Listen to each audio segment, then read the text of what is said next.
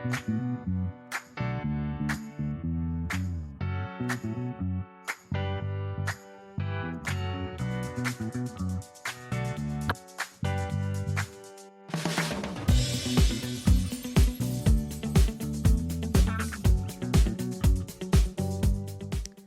guys, welcome back to the Soul Sisters podcast. I'm Daniella. And I'm Alex. And we are so happy that you are joining us again. This is such an honor and a privilege that we get to be part of your life and be able to share with you and just remind you of all the importance of having friends and making friends and keeping friends. And sometimes friendships are the first thing to go in life when life gets busy and life gets hectic and when it gets hard. But we want to encourage you that friendship is so important and necessary in life. And I just want to remind you right now that if you are feeling alone and sad or if you need someone to reach out to, I hope that there is someone in your life that you feel like you can text or reach out to and just let them know. Say, hey, I've been thinking about you. Is there any way we can hang out, we can chat? Or I hope these episodes are encouraging for you as well. I know in times of life I have felt where I didn't really know what to do, or I felt confused or lost. And I know there's been some podcasts or sermons I've been listening to that just really uplifted me. And I was like, wow, that's like literally exactly what I needed. So I just pray that this is something that you guys love and are enjoying and can be that factor in your life when you feel like you don't have what you need at this moment. So we're excited to jump in on a kind of a serious topic today. But it doesn't have to be all serious. Well, I don't know. You started with, I don't want to say preachy, but your intro was, so whoa. Whoa. I was like, dang. I'm riled up on that. I know. She came ready to roll. I was eating some nuts and dates and dried cranberries, and I'm like, oh, you're fueled. You are I'm like, my omega-3s are on a high level right now. So, Alex, you look so cute. I love your turtleneck. Thank you. Burgundy supposedly is like the new it color. So you were rocking the it color. So is our audio engineer, Chris. He's rocking a burgundy turtleneck as well. It is his color. It's a good look. I wish you guys could see. Mm-hmm. He looking so fly. But yeah, burgundy supposedly is like the color. I was unaware because I don't know any trends whatsoever. But yet you're trendy, so. I feel special. You look cute, and I love your pants. Thanks. That's so cute. I wish I had a varsity jacket now that you have yours on. I know what it's funny because it has an R, and I was like, okay, I'll get it. Yeah. Even though I couldn't find a D or an O. Yeah, but Romero. Yeah, which is technically my middle name. So it's still in my name. Forgot you're married, so it's not your. You're like Romero. Yeah. That's you. You'll always be Romero to me. I loved my last name Romero, but it's nice. Ortiz is my identity now. Mm-hmm. It is me. One day I'll be an Alonso whenever I get off my butt. One day. It'll happen. One day it'll happen. When the Social Security office stops being a pain.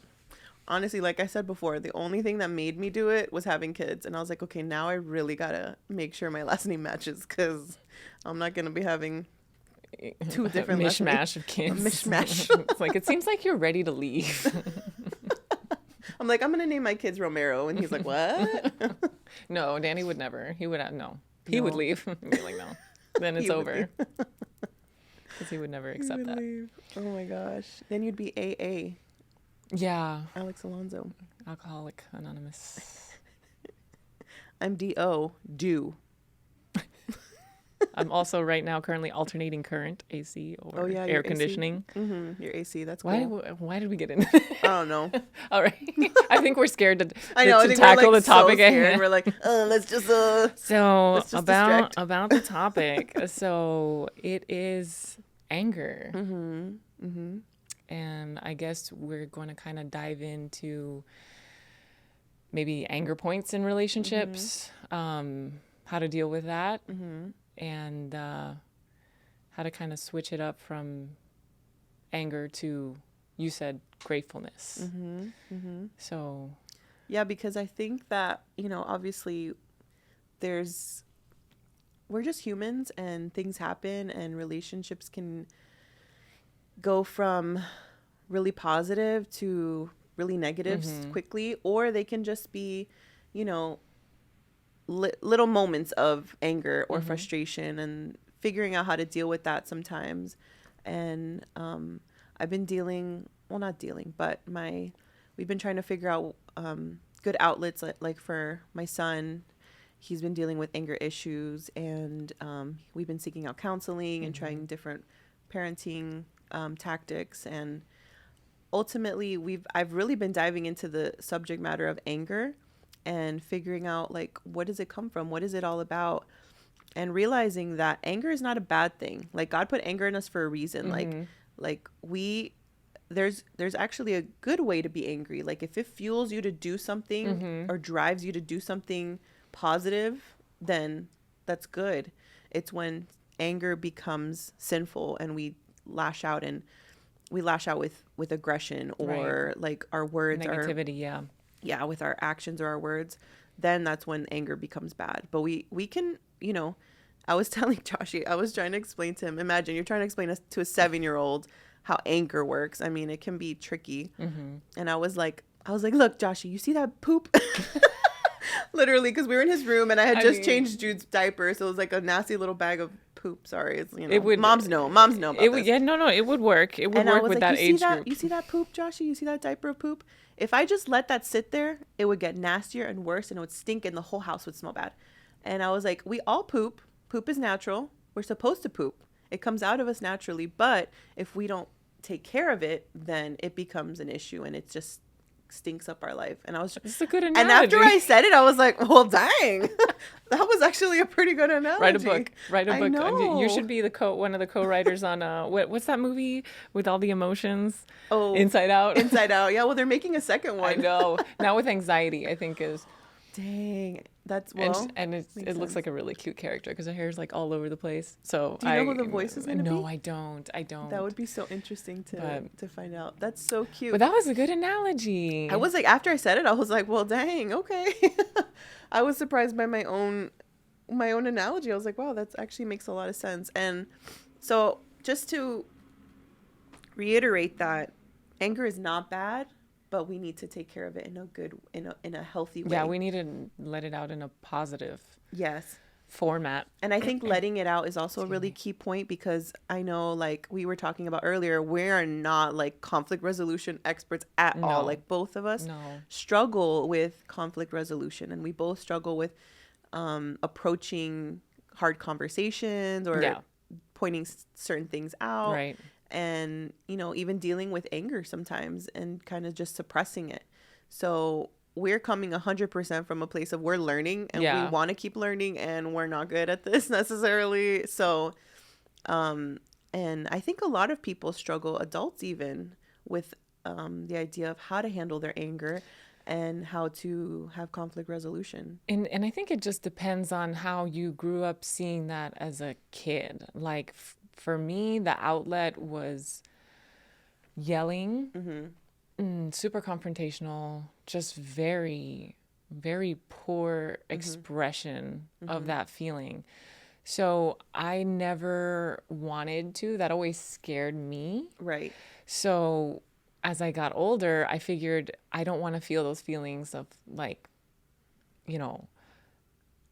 scared or angry, because then it leads to just chaos. And anger doesn't always have to lead to chaos. You can feel the anger, and in that moment you can be really upset. And I'll even cry now. If I'm angry, I will cry, and I will deal with that privately.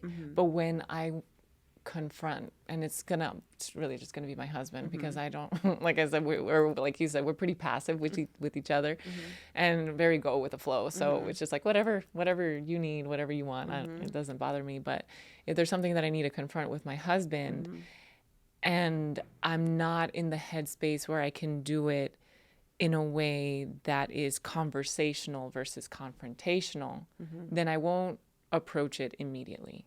I will not deal with that in that headspace and create possibly hurt feelings on his end, because a lot of times what he does isn't on purpose.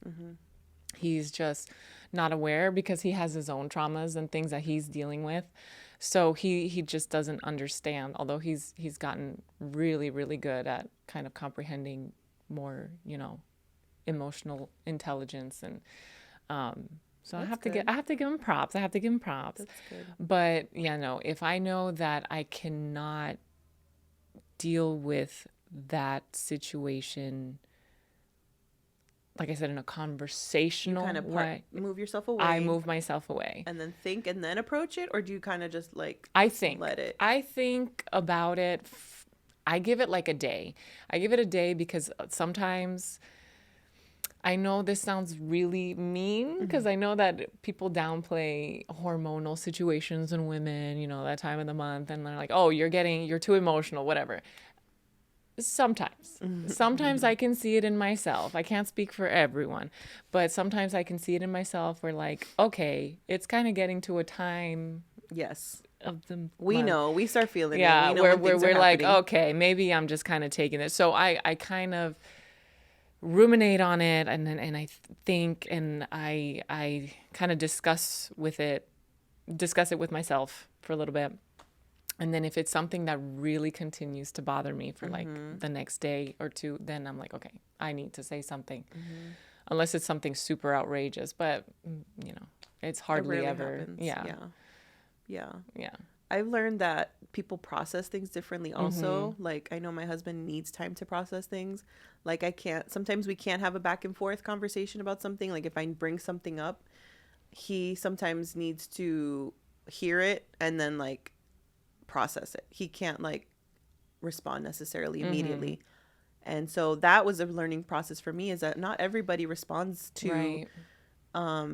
conflict resolution in a positive way, or it just takes him longer, like he needs time to, okay, hear it, process it, think about it, and then see how is this affecting me, like, and then come back with his statement or whatever, his thoughts, his whatever. Yeah. And then we can kind of talk about it. And that was something that we actually learned through therapy, was like we realized that I would just be like unloading all this stuff. I'd be like, blah, blah, blah, blah, blah. These are Yeah. all the things, blah, blah, blah, blah, blah. And it would be like overload. It would Right. be overload. And he would be like, I need time to think about it and process it. So that's also good to think about, is that maybe you're a slower processor. Not doesn't mean you're like dense or dumb. Everybody processes emotions so differently, and it's fine however you do it. But some people process it slower. Some people are ready to like have a back and forth. Some people need the verbal explanations. They need to verbally hear themselves saying Right. their feelings. Sometimes they need to just like blah, get it all Yeah. out. And then some people need that internal thinking, like, why did I do that? What did I, where did that come from? And I think that's really good too, is like how you mentioned, like you kind of step back and you have to think, what's going on here? Is this worth, Is it worth is it worth it? Yeah. I Like have to making take it a whole thing sometimes. the emotion out of it. Sometimes because, is it worth making a thing about it? Yeah. Because sometimes if you express it, there's nothing wrong with having the emotion behind it, but sometimes it's just too big in the moment. And It's just a reactive thing. Yeah. And it's not necessarily a problem. It's just like you felt like in it. Yeah. And that happens a lot. I mean, excuse me? And then the more I think about, oh, okay, no, he was just kind of, and my husband has tonality issues. Like the way he says things, it took me so long to get over that, because to me, I'm like, I'm excited. You're excited? Tone. Excited tone means excited. I'm like, babe, you want to go do this? He's like, yeah, sure. And I'm like, if you don't want to do excited. it, if you don't want to do it, just tell me. He's like, I want to do it. I'm like, that's not making it better.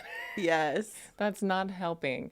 So yeah, it took me a while to kind of get over the fact that his tone doesn't necessarily reflect his feelings. That's interesting. That's also a thing to think about. Yeah, I would have never even thought of that. That's so true. Yeah, tonality with him is still a work in progress. I don't think we'll ever, because he's definitely not like, hey babe, He's not a chipper chicken. You want to go to the art walk in Winter Park? You want to go do that? He'll never. No. Never. No. My husband either. No. Never in a million years would I hear either of them saying that. I would die. I would literally have a heart attack. They just literally said that they just joined. They're like, all right, whatever you want to do. Yeah, yeah. They're just happy to come along. Yeah, I know. But... And that's something I needed to get over, was like, okay, it's okay. As if I plan it, it's gonna be okay. Like I always wanted him to plan it and him to initiate. And there's validity to that. Like it's nice when someone thinks of that. But what I needed to realize, which is a great transition to what I think is the opposite of anger, is that I felt I needed to realize that he wanted to go. He still wanted to do Right. this. He still wanted to participate. He wanted to hang out with me.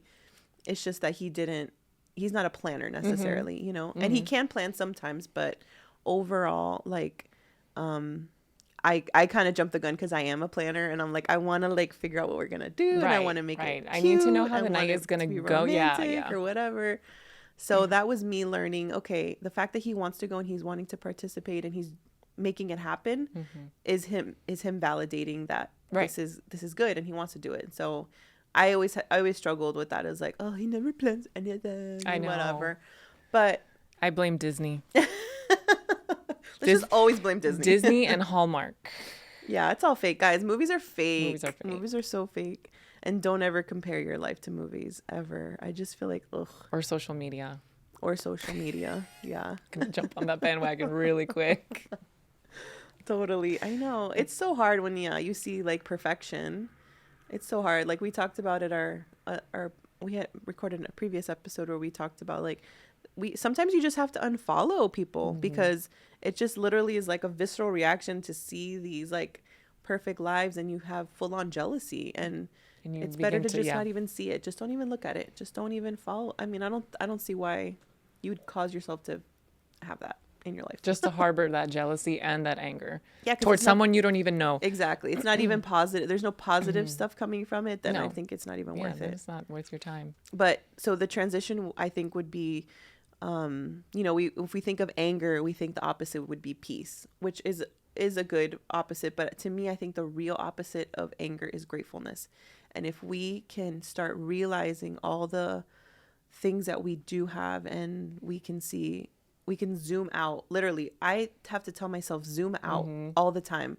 And as a photographer, I like love that phrase in my mind. I'm like, I'm gonna get that tattooed on me somehow, or I don't know, because I am always telling myself zoom out, Daniela. Like, what is the bigger picture? Like, sometimes we get so zoned in on our Right. feelings or how that made us feel, or like, you know, maybe we felt disrespected or offended by something, and then we're like, oh, we can only see that thing. Yeah. But if we zoom out, we got to see, you know, maybe there was something else going on. The other person, how was the other person feeling?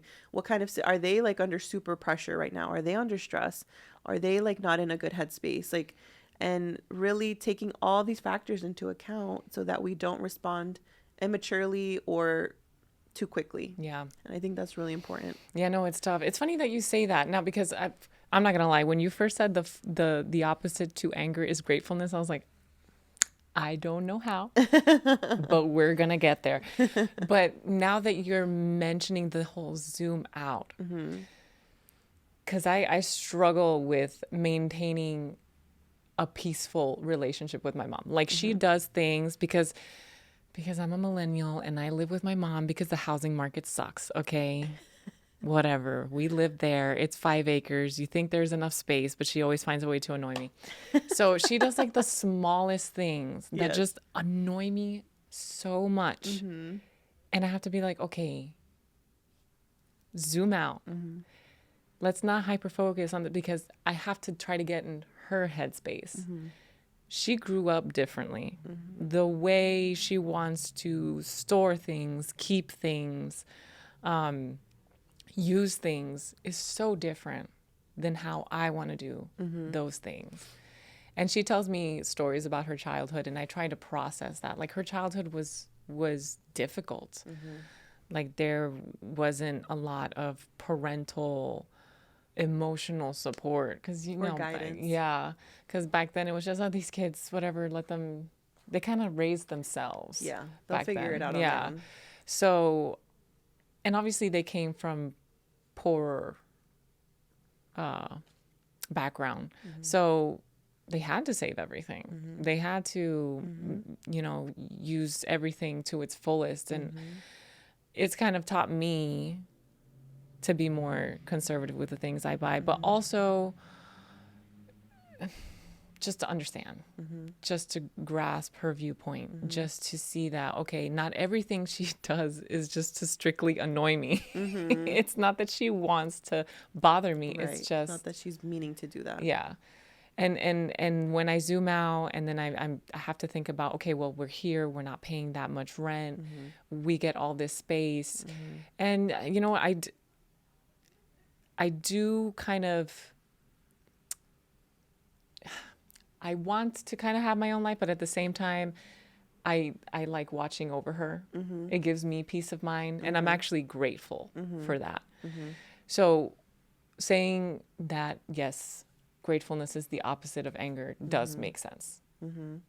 Yeah, because it's a mind shift change. Yeah. It's changing this like it goes from offense to thanksgiving, like Yeah. thankfulness, that is really super opposite. Like, I hate that we live in such a, like, it's such a triggering word, but like such a victim mentality not generation. I don't want to overgeneralize, but there is this idea that we have this like victim mentality sometimes, that oh, woe is me, like I had all this trauma growing up. And yes, there's validity to that. There's people that have had actual trauma and abuse and horribleness happen to them. But I think at some point, as grown people, we need to make a decision for ourselves and say, yes, all this crap happened to me, but now I'm going to take ownership of my life. Right. And I'm going to change that. Right. I did not ask to get that as a child, but now I need to like grow up and make these decisions for ourselves. And it's easier said than done, because, we all deal with our own things that linger inside of us. Yeah. There's things that I still carry that I'm like, why haven't I gotten over that? Or like, why am I still struggling with this specific thing? And it's a learning process, it's a long process. But I think that the minute we stop feeling bad for ourselves and we can start feeling grateful for the opportunity that we have free will, we can choose to make these choices for ourselves to step out of that yuckiness or that trauma or that whatever, that identity crisis we've been going through. Then that's where we can really grow and shine. And I think that a lot of people get stuck in that trauma, and they're just like, this is who I am. Yeah. I am the child It becomes of an their abuser. identity. I Yeah. am the child of an alcoholic. And I hate saying that because I'm not those things. I did not grow up with that. So I don't mean to belittle it, like I said. But, we've all gone through our issues. We've all experienced some sort of something that we didn't ask for. And now we need to use the rest of our life. We have a whole life. I'm not going to sit here crying for like a baby for my whole life. Like, you need to really be like, okay, this happened to me, and how am I going to fix it? How am I going to get out of this? Take from those negative experiences and grow from those negative experiences. It's so important that you do that, because obviously if you stay in a place of stagnation, you're not going anywhere. And I love what you said last time. I don't even know if we have posted it by this time, but you had mentioned that you're like, you love taking like 10 million baby steps or 10,000 babies. I don't know how you worded it, but I was like, I've actually been like thinking about that, because I was like, that is such a great point, because I am the type of person, when it comes to like behavior changes or mind shift changes, I am the type of person where I'm like, okay, I need to be like right now, black and white, like extreme change, like make it all change right now. And that's not sustainable. That's not realistic. That's not like possible. Yeah. So I love that you said 10,000 baby steps, because that is really the only way to change something. Yeah. Whether it is a bad habit or a bad behavior or a bad mental thinking. Yeah, when it's those deeply ingrained yes things in your life, it's very seldom are you going to able to cold turkey just stop in one day. So the 10,000 baby steps. I love that. I literally have been thinking about that, and I'm like, I need the 10,000 baby steps. Yeah, the 10,000 because we need to be like, okay, I did one little baby step today. That's good. That's good. That's good. Keep working off that one baby step, and before you know it, you've left whatever it was behind. Yes, it's so true. It's so true. And I think that can definitely apply to this, because like if you're the type of person that holds on to anger, and another analogy I gave Joshy was like anger can kind of be like a little rock, like a little rock that is in our heart, that if we let that sit there, that rock is just going to grow and like make our our heart hard. And that's not, God can't use that. God can't use a hard heart, because then we can't grow. We can't see past our own things. We need a soft, malleable heart that he can work with. And so, and that's where the enemy gets a foothold, is when we have all those little rocks that are just like, and I think that's really important to remember, is that things can grow really quickly. Things can go from a seed to a plant to a tree, like so fast in our hearts. And that, I feel like anger is one of those things where it can just like, absolutely, because then comes the bitterness and the resentment, and then it's like rooted. Then it's rooted in, and that's dangerous. That is a dangerous place to be in. I mean, and not only for your spiritual health, because I'm always gonna bring the physical. No, I love that. Yeah. But yeah, for your physical, you don't realize not just how tense you can get, but how physically ill. Like for me, it's my stomach. For me, it's my head. I'm literally exhausted whenever I have any kind of really big outbursts of emotion. And I don't know if that resonates with anybody, but I know for a fact that whenever I hold on to like extreme anger, bitterness, frustration, it's exhaustive. It takes a toll on your physical body and your mental state and everything. And yeah, that's why we can't let those things grow. We got to just like pluck them out as quickly as we can, because they're not. Pluck them out and zoom out. Pluck them out and zoom out. Get the bigger picture. Yes, literally. You don't even know how many times a day I'm like, zoom out, Daniella. I'm gonna have to use the phrase. You're gonna have to trademark that. Because it's seeing the bigger picture. Yeah, I don't say zoom out. Now I will. But yeah, I just actually recently started doing that, and I've seen a shift in my mentality when it comes to my mother, who is the most frustrating person to me. Yeah. Like it makes my husband look like a saint. Maybe that was on purpose, so that maybe this is all on purpose, so you and your husband are like super bonded. Yeah, no, we are absolutely very closely bonded now. But yeah, no, I find myself kind of looking back, or taking a step back and looking and kind of analyzing, okay, well, where is she coming from? What is her headspace? What, and then just ultimately trying to help. Yeah. Trying to help her out. Yeah. Because maybe sometimes it comes from a place of she fears scarcity. So that's why she likes to hold on to everything. So being an emotional support for her has helped out tremendously. She's starting to let go and be like, hey, everything is going to be okay. We are going to be okay. Right. So that's interesting. Yeah. Because it applies to any relationship, friend, spouse, mother, father, sibling, coworker, whatever it is. We need to be really cognizant and aware of our emotions. And I know I can be hyper aware, which I'm an overthinker, so I don't like that part of it. But just, why did I respond like that? Why do I feel angry when they said that? Why is this text like literally making my heart race right now? Why am I so frustrated? Like, I think those are really good questions to ask. And I think sometimes even as believers or people that, practice like meditation or whatever you do, that sometimes we can be like, well, let me just pray about it, or let me just meditate on this and like clear my mind or whatever. And obviously we want to do those things, but we also want to deal with the feeling, because we don't want to just brush it away. Right. Like, think about it. Is this worth investigating, or is this like something silly that we can just brush away? But giving our feelings a little more validity, at least from, if you have more of my personality type where I'm like always pushing down, or I'm like, it's not worth it. I don't want to talk about it. I'm scared to talk about it. Let's not go there, blah, blah, blah. Then I challenge myself, and I challenge you if you are similar. Like, let's stop, think about it. Why is that making me mad? Zoom out. Let's look at the whole picture and figure out, is this something I need to talk about? And then that's the next step, which is hard. Is like saying, when you said that, it kind of made me feel blank, or it made me feel a little like blank. And I know that might not be your intention, but this is just how it made me feel.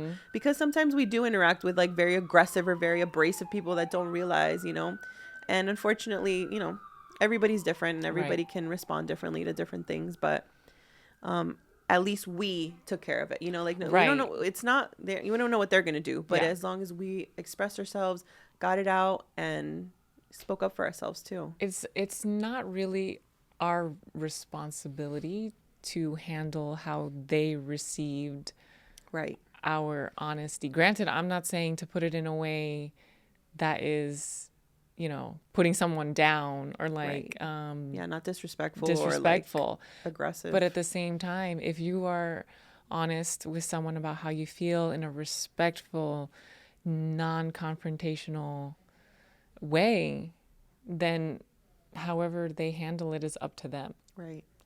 Because it's not fair to you Right. to have to hold on to these feelings when they're hurting you, and it's actually something that is valid when you've gotten through that whole vetting process of figuring out, okay, this really did hurt me, and it actually is something that I need to take care of. Then once you let them know, it's up to them to kind of deal with, Right. Right. oh, okay, I'm sorry, Right. or Right. because it's just not fair to hold it all in. You can No. only hold so much in before Yeah.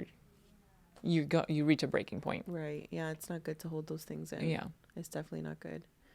Yeah. So, I mean, let us know what you guys think. Is this something that you deal with? You find that your friendships have lots of anger? Hopefully not. But if they do, how do you guys deal with conflict resolution and making amends with your friends or whatever relationship? It doesn't have to be that spouses or like we talked about mothers or fathers or whatever. I'd be interested to know like what other conflict resolutions. I know I keep bringing up Mr. Rogers. I've talked about him in other episodes, but he it's so awesome that kids can learn this and like conflict resolution as kids and then bring it into their life as adults, because it's like, so I think there's a book called Everything That You Need for Life You Learned in Kindergarten. And it's so true that it's like all the things that you learn in kindergarten, making friends, how to make friends, how to express your feelings, how to say sorry, Yeah. all these things, those are so basic Right. that sometimes we forget as adults. Right. We don't even remember these basic things that are so pivotal as human beings, Or sometimes we go through, our feelings get rejected, and so you start to you learn. It's almost kind like of a you thing. keep Like, it let to me yourself. retreat. Yeah. So just this serves as kind of a reminder, like, okay, you deserve to let Let go. your wings fly. Release your beautiful little wings and fly. But yeah, be open, be free. Be free Be as free. a butterfly. Remember Heimlich from Bug's Life? I don't know. I'm a beautiful butterfly. Yeah, he's like that big old fat caterpillar and he had the tiny little wings. I am a butterfly. Anyways, I just hope that I hope that you feel encouraged by this and let us know like what you're thinking in terms of anger and conflict resolution. And I'd be interested to know how you guys, what are some tactics or things that you do in terms of your relationships with friends or spouses or whatever. Absolutely. So yeah, thanks again, guys, for joining us. We would really love to hear your input, how you guys tackle conflict resolution, how you guys tackle anger, and let us know how we're doing in terms of these subjects, because they're pretty heavy subjects, and we're doing the best with the knowledge that we have and how we Non-experts. know. Yeah, seriously, we're the most passive people. What do you want to do? Whatever you want to do. I don't care. Yeah, you should see our text. One day I want to like post like one of our text threads. Like, where do you want to go? I don't know. Where do you want to go? Yeah, whatever you want to do.